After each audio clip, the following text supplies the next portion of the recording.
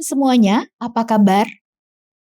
Senang sekali saya Rosanah Ali pada kesempatan kali ini akan menjelaskan mengenai sistem informasi akademik atau disebut dengan SIAKA yang digunakan sebagai media pelaporan, media komunikasi dan informasi dalam implementasi pembelajaran online.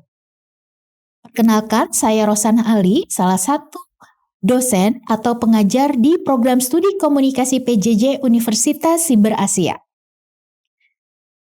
Baik, semuanya, berikut ini saya akan menjelaskan bahwa sebelum kita mengakses SIAKAT atau Sistem Informasi Akademik, maka sebelumnya kita harus mengklik dulu alamat websitenya atau login dengan mengetik academic.unsia.ac.id.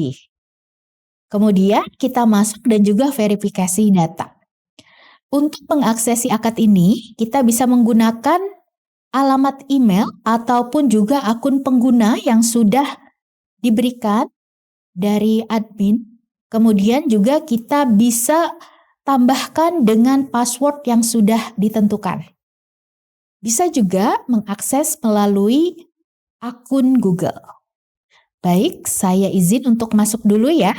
Nah, baik, berikutnya setelah kita menemukan tampilan di layar seperti ini, maka berikutnya adalah kita bisa mengklik. Nah, pada tampilan SIAKAT ada daftar modul, mulai dari Edlink, kemudian sistem akademik, kemudian sistem akreditasi, SIM komputer, base test, kemudian juga sistem keuangan mahasiswa, SIM kepegawaian, kemudian juga ada daftar modul mengenai SIM seleksi penerimaan, serta SIM Merdeka Belajar Kampus.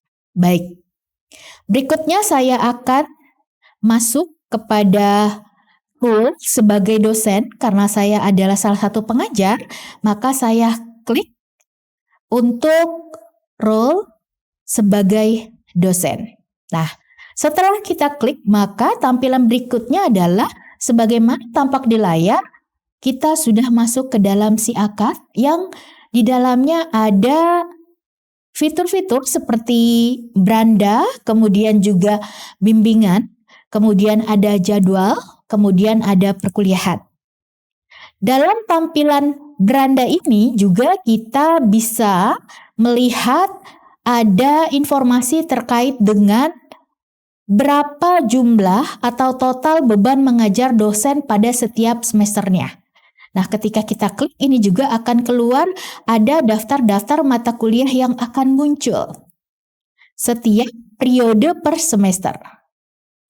Baik, saya kembali kepada beranda bahwa di dalam beranda ini juga ada informasi lainnya mulai dari jadwal per semester, jadwal mengajar, kemudian juga ada dari presensi dan informasi terkait proses perkuliahan atau mungkin informasi mengenai akademik, kemudian juga ada informasi terupdate yang penting bagi mahasiswa biasanya juga akan muncul di tampilan beranda SIAKAT ini. Baik, berikutnya kita memasuki kepada fitur bimbingan. Nah, pada fitur bimbingan ini terdapat beberapa modul, ada juga konsultasi. Nah, konsultasi ini biasanya dimanfaatkan adalah untuk melayani, memberikan pelayanan secara online kepada mahasiswa terkait berbagai permasalahan atau juga informasi yang dibutuhkan oleh mahasiswa, misalnya pengisian KRS, kemudian ada kendala yang berkaitan dengan akademik, maka pada konsultasi di dalam SIAKAT ini bisa dimanfaatkan oleh dosen pembimbing akademik untuk memberikan pelayanan secara virtual dan online kepada mahasiswa di bawah bimbingan akademik dosen tersebut. Forum konsultasi ini biasanya jika kita klik maka muncullah daftar nama-nama bagi dosen yang di mana list nama tersebut adalah berisi daftar nama mahasiswa di bawah bimbingan akademik. Misalnya seperti ini tampilannya muncul ya, karena setiap dosen itu kan memiliki tanggung jawab untuk mendampingi kembangan akademik setiap mahasiswanya kan berbeda-beda. Nah, untuk saya ini juga cukup banyak ya. Nah, biasanya berkomunikasi dan dalam forum siakat ini kita melakukan komunikasi, menyampaikan informasi. Dalam satu semester kita bisa melakukan minimal 3 kali, kemudian biasanya secara intens bisa 6 kali dilakukan untuk melakukan pembimbingan secara online terkait permasalahan akademik dan berbagai hal yang menjadi penghambat bagi mahasiswa mengenai kembangan akademiknya. Baik, kita kembali kepada fitur bimbingan. Nah, berikutnya adalah pembimbingan akademik. Nah, dalam pembimbingan akademik ini biasanya mahasiswa mengajukan daftar mata kuliah atau total SKS yang harus diambil pada setiap semesternya. Jadi pengisian KRS di awal perkuliahan dilakukan melalui siakat ini. Kemudian dari daftar mata kuliah yang diisi oleh mahasiswa di KRS-nya setiap semester, kemudian dosen memvalidasi dan mereview apakah yang diisi oleh mahasiswa itu sudah sesuai atau belum. Baik, selanjutnya ada fitur proposal tugas akhir. Nah, pada fitur ini juga merupakan fasilitas yang tersedia di siakat dalam melaporkan, kemudian juga mendata secara administratif, progres perkembangan, kemudian daftar mahasiswa yang mengambil mata kuliah tugas akhir sebagai mata kuliah prasyarat sebelum mahasiswa dinyatakan lulus dari program studi. Berikutnya ada daftar tugas akhir. Nah, ini juga tersedia dan ini akan dimanfaatkan oleh mahasiswa di tingkat akhir.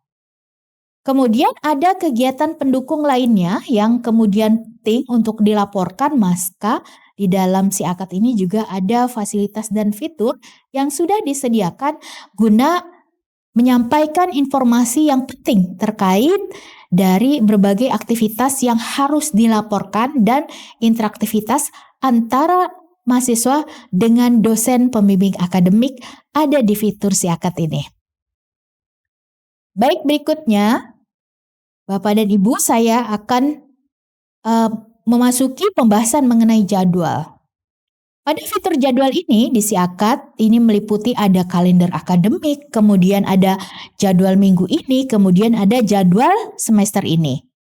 Nah, untuk jadwal akademik biasanya berisikan informasi agar dosen bisa mengetahui tanggal-tanggal penting, kemudian kapan pelaksanaan perkuliahan dimulai, kemudian kapan pelaksanaan evaluasi harus diterapkan, pemberian tugas pada pertemuan keberapa, gitu ya. Kemudian pelaksanaan ujian tengah semester itu kapan dan juga ujian akhir semester itu akan dilaksanakan kapan. Maka di dalam fitur ini juga membantu mengingatkan dosen untuk memudahkan tanggal-tanggal penting tersebut. Baik, berikutnya berkaitan dengan jadwal, ada jadwal minggu ini. Di jadwal minggu ini akan terlihat bahwa ada penjadwalan yang sudah ditetapkan dan disusun agar dosen mengetahui pada setiap pekannya itu aktivitas apa saja yang harus dilakukan terkait dengan proses pembelajaran. Berikutnya adalah jadwal semester ini, yaitu jadwal mata kuliah yang diampu oleh dosen, kemudian juga semuanya keseluruhannya ini akan tercantum dan akan muncul pada bagian jadwal ini. Baik, berikutnya saya memasuki pada fitur perkuliahan. Fitur perkuliahan ini terdiri dari e-learning, kemudian mata kuliah, kelas kuliah, serta informasi mengenai jika ada mahasiswa yang berhenti atau cuti. Nah, baik pada fitur e-learning ini meliputi di dalamnya ada kelas Edlink sebagai learning management system yang digunakan untuk mensubmit, men-share dan juga membagikan seluruh konten dan learning material dari setiap mata kuliah yang dibebankan atau ditugaskan kepada dosen. Kemudian ada juga kelas Kampus Merdeka. Nah, ini adalah program yang dicanangkan oleh pemerintah. Ternyata si akad juga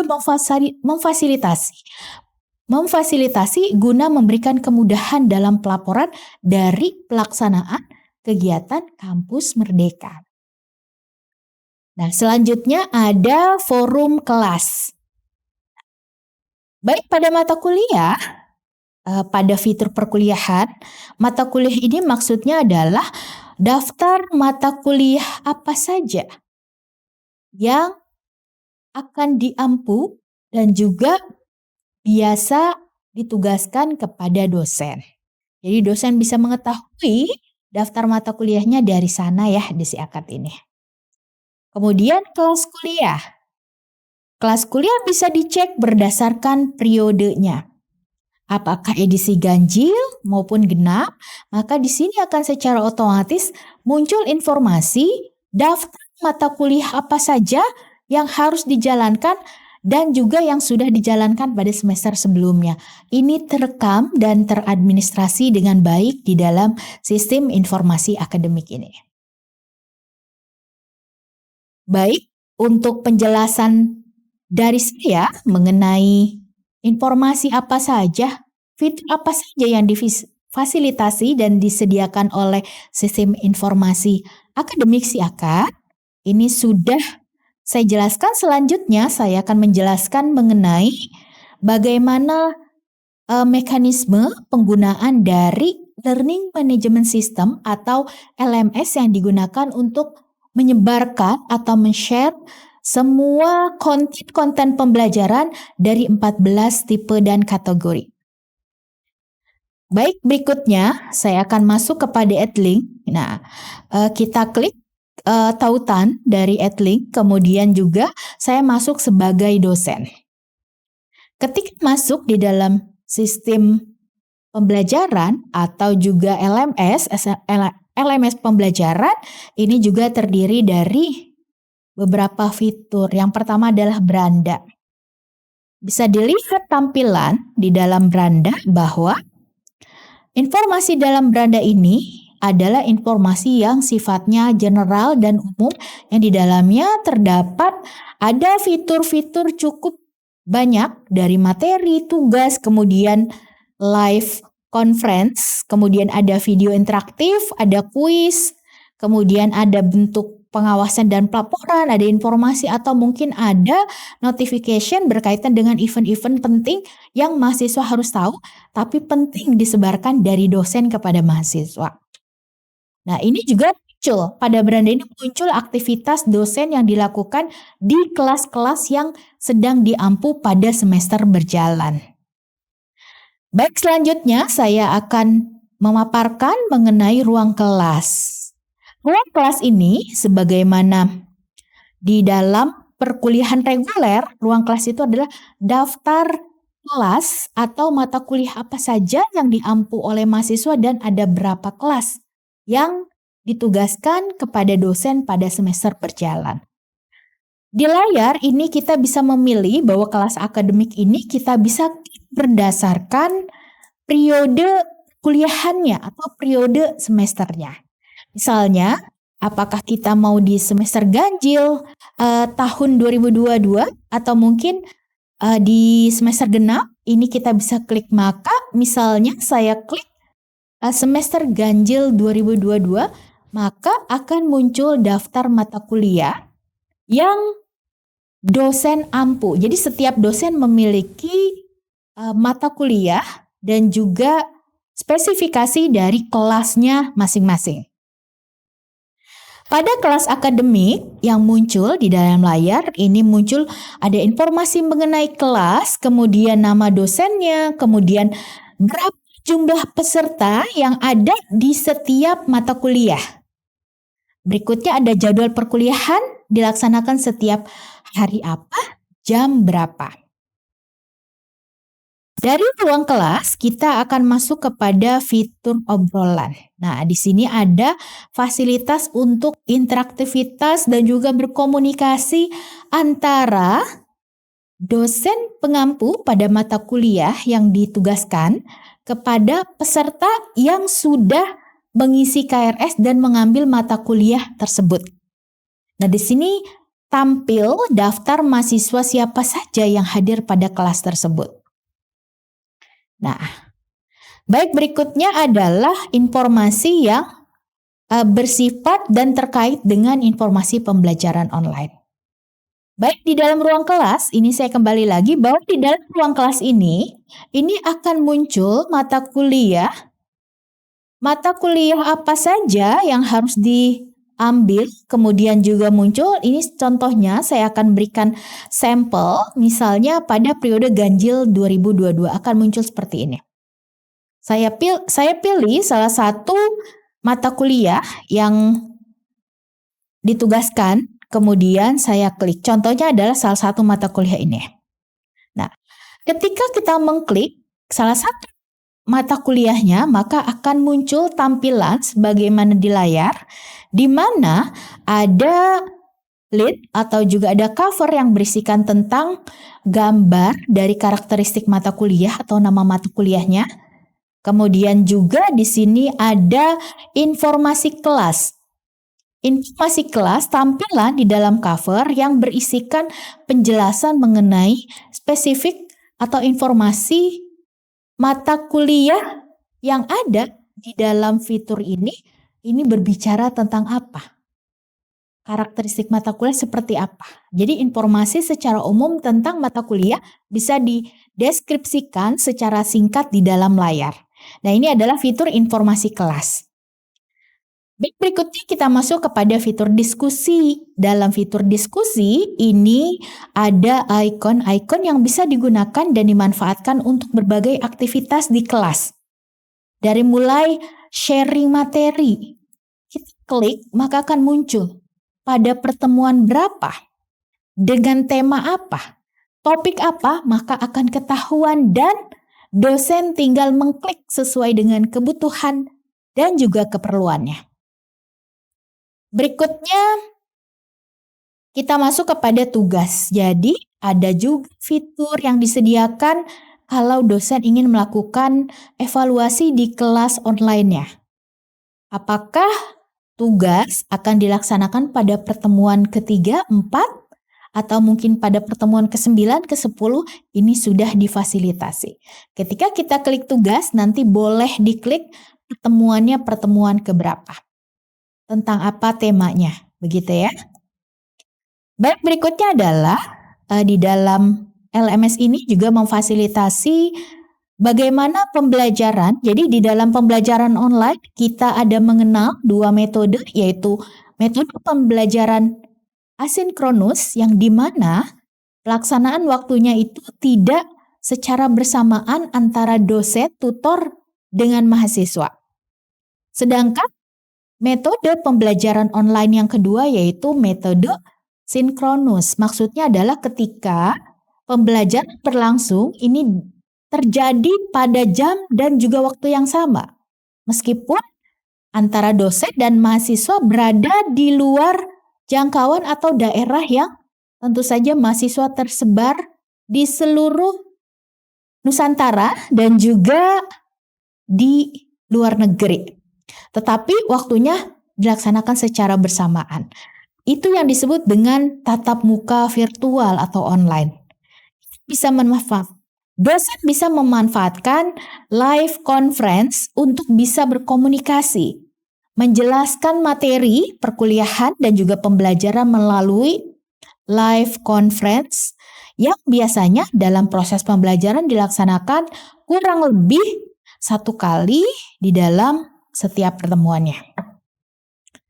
Kemudian juga ada fitur interaktivitas. Dalam fitur interaktivitas ini terdiri dari fasilitas yang memungkinkan dosen bisa berinteraksi untuk mereview konten atau studi kasus baik melalui video ataupun melalui gambar, melalui video yang bisa dijadikan sebagai materi atau studi kasus untuk berbagi pendapat dan juga untuk berdiskusi.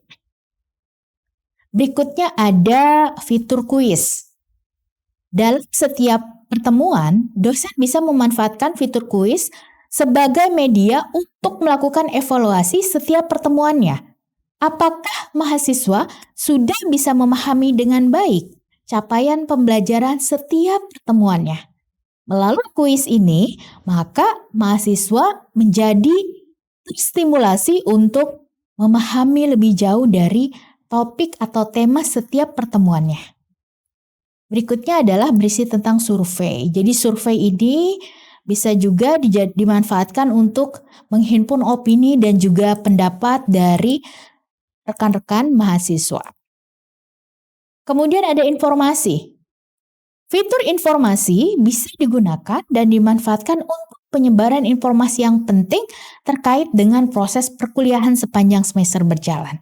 Bisa menginformasikan misalnya pembatalan forum atau mungkin untuk menjelaskan mengenai ada informasi penting dari pelaksanaan webinar atau mungkin ada diskusi. Nah, ini boleh kita manfaatkan dan kita gunakan fitur info sebagai media untuk penyebaran informasi seluruh serta di dalam kelas.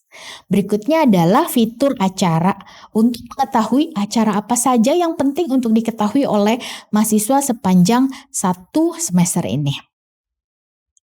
Baik, berikutnya di sebelah kiri, selain ada informasi kelas, kemudian ada forum diskusi. Nah, kalau tadi forum diskusi bisa dimanfaatkan oleh dosen sebagai media bertukar pikiran, opini, pendapat, ide, dan gagasan, kemudian saling barter knowledge supaya satu sama lain, jadi ada eksplorasi pemahaman terkait tema dan juga topik yang sedang dibahas, bisa memanfaatkan fitur diskusi. Ada sesi pembelajaran ini adalah tampilan di dalam LMS yang berisikan mengenai mengapa dan apa yang akan dilaksanakan oleh dosen di dalam mata kuliah yang diampu. Baik pada pertemuan pertama, kemudian kedua, sampai dengan pertemuan sepanjang semester, yaitu sampai dengan pertemuan ke-16 yang sudah termasuk di dalamnya ada pertemuan ke-8 yaitu ujian tengah semester dan juga pertemuan ke-14 ini adalah ujian akhir semester. Berikutnya pembagian tugas. Jadi tadi saya sudah paparkan untuk media evaluasi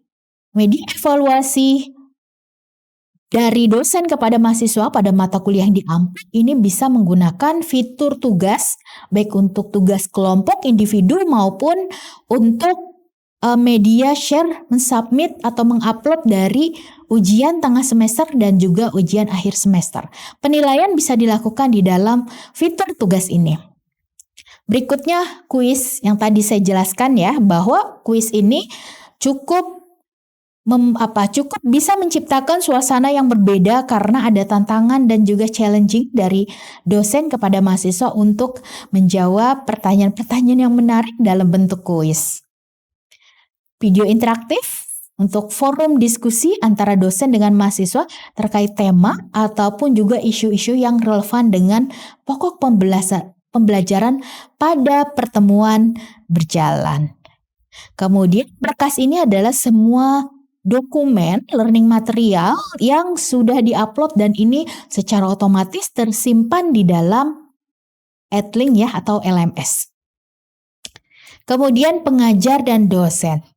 Pada fitur ini adalah mendeskripsikan atau menjelaskan, menampilkan dari siapa profil dari dosen yang mengampu pada setiap kelasnya. Dan juga di bagian bawah ini tampil daftar seluruh peserta yang mengikuti perkuliahan pada kelas tersebut. Kemudian bisa juga melibatkan grup yang relevan dengan topik maupun pokok pembahasan yang sedang diangkat. Nah, berikutnya ada fitur laporan. Fitur laporan ini adalah berisi rekaman report sejarah administratif terkait keikutsertaan, keaktifan, dan juga berbagai aktivitas mahasiswa yang terekam di dalam learning management system ini.